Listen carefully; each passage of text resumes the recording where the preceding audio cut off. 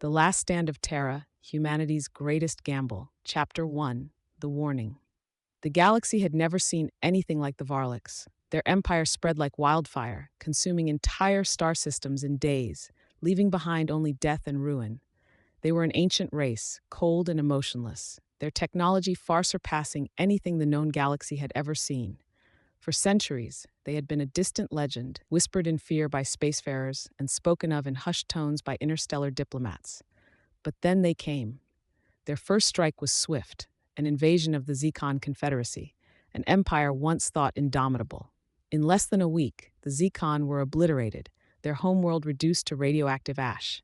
The Varlocks had made their intentions clear: conquest, annihilation, and total dominance.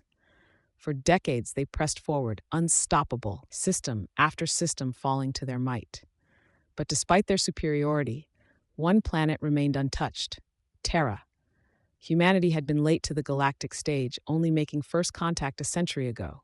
To most other species, they were still seen as primitive, scrappy, and ambitious, but technologically behind. Yet there was something about them that set them apart, a defiance that was rare in the galaxy. The United Galactic Council issued warnings. They urged Terra to surrender, to evacuate, to join them in exile beyond the galactic rim. But humanity refused. In the last days before the Varlocks reached the Sol system, Terra stood alone. Chapter 2, Preparations. The streets of Terra's cities buzzed with nervous energy as people prepared for the inevitable. Every shipyard, factory, and research facility worked tirelessly, from the gleaming spires of New London to the sprawling megacities of Neo-Beijing. Every citizen had a role to play. The planet had been united under one banner, the Terran Union. General Marcus Reynolds stood in the command center of the Terran Defense Network, overseeing the preparations for the final defense of humanity. His gray eyes, hardened by years of combat, scanned the holographic map of the solar system.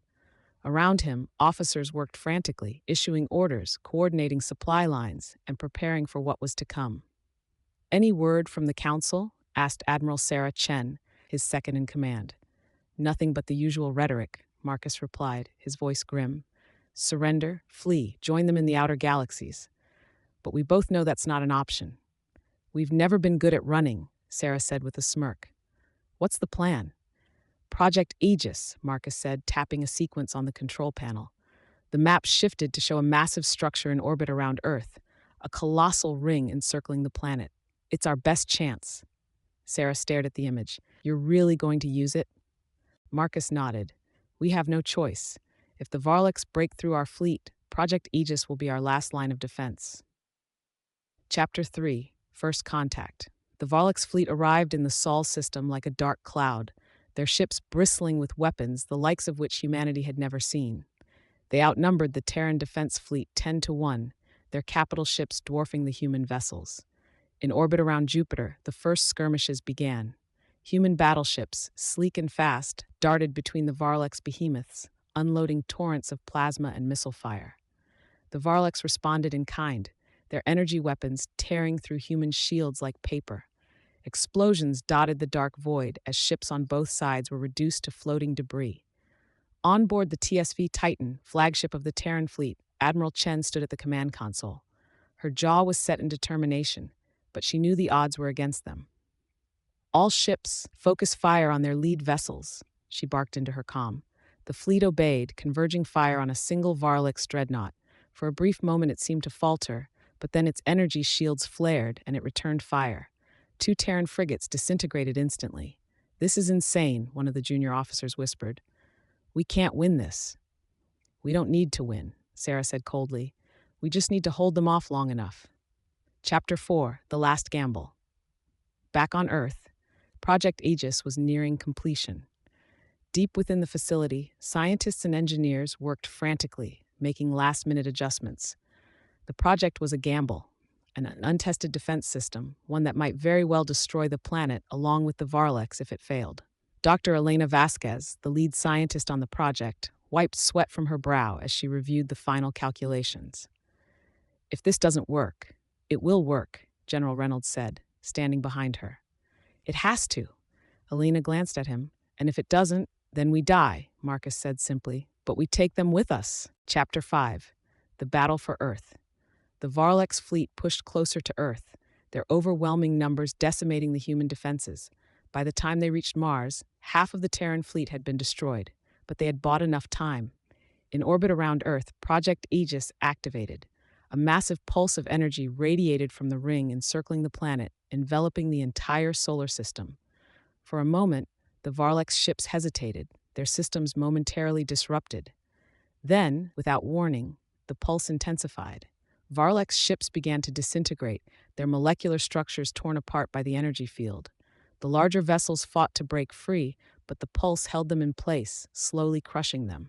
On board the Titan, Admiral Chen watched in awe as the Varlex fleet was torn apart.